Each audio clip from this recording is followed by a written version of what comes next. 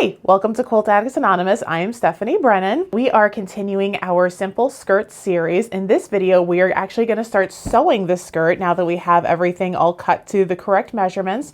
We're going to sew a French seam along the side, which might sound kind of scary, but I promise it's super easy. It's a straight seam down the side of the skirt. We're going to walk you through that whole thing.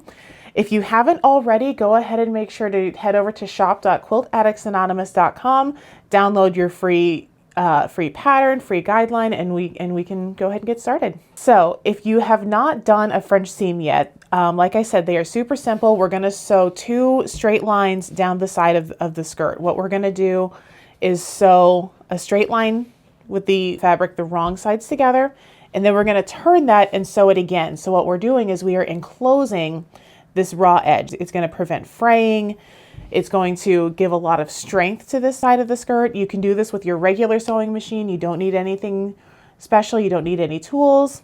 All you need is your sewing machine and an iron. So the first step is to actually sew a 1/4 inch seam down the side of the skirt, which as quilters, this is our standard seam allowance. This should be nice and easy. The most counterintuitive part of doing the French seam is that your first seam is actually with your fabric wrong side together. So make sure that you have the wrong sides of your fabric together and just sew your 1/4 inch seam. So most of the time when you're garment sewing, you're going to want to backstitch the beginning and the end of your seams. I did not do that in this case just because we are going to be folding the bottom over for the hem, and then we're going to add the waistband, or fold the top over for the waistband on top. So that's going to add that extra durability as well. What we're going to do next, now that we've sewn the seam, is we're going to trim down to 1/8 of an inch.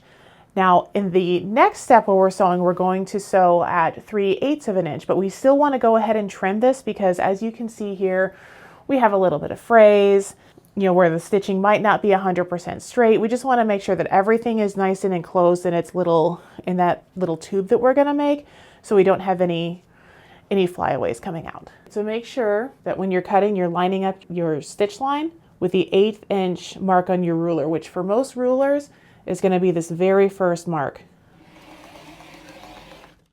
So now that we've trimmed the seam allowance, we're going to go ahead and press it. Now you don't have to do this, but I do like to go ahead and set the seam just to make sure everything is nice and flat. And go ahead and turn it inside out.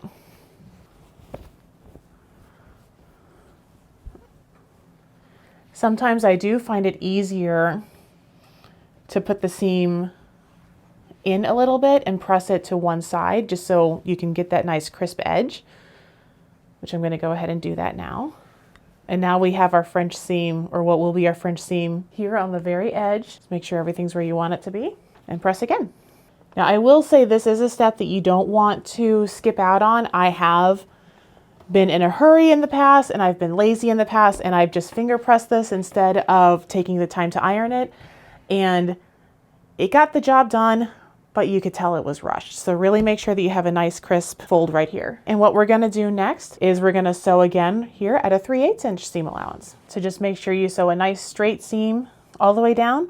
And this is gonna feel more natural because you are sewing right sides together at this point.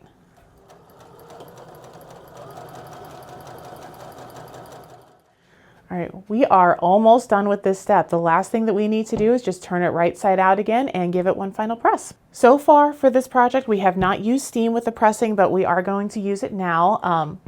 If you've watched any of the Quilt Addicts Anonymous videos with Stephanie Soebbing, you know that she hates putting water in her iron, and actually I have become a convert to that. So we're gonna press it with a dry iron first. So now we're gonna use our spray mister.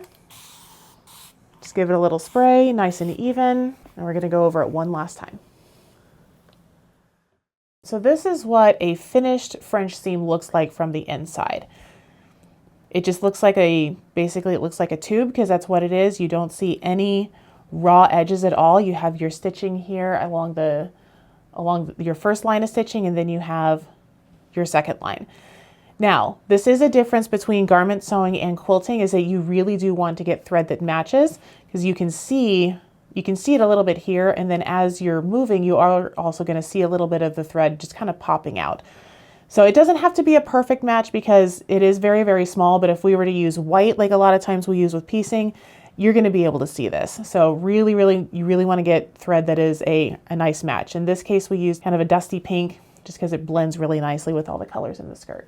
All right, so that is a French seam. So it's really not difficult. It's a great tool to have in your toolkit so you have nice finished seams, so you don't need a serger, you don't need any kind of special tools. Just really watch that seam allowance and enclose all of your raw edges. In our next video, we are going to go over how to add the lining and add the waistband. So make sure to go to shop.quiltaddictsanonymous.com, get your free pattern, and we'll see you next time. Happy quilting and happy garment sewing.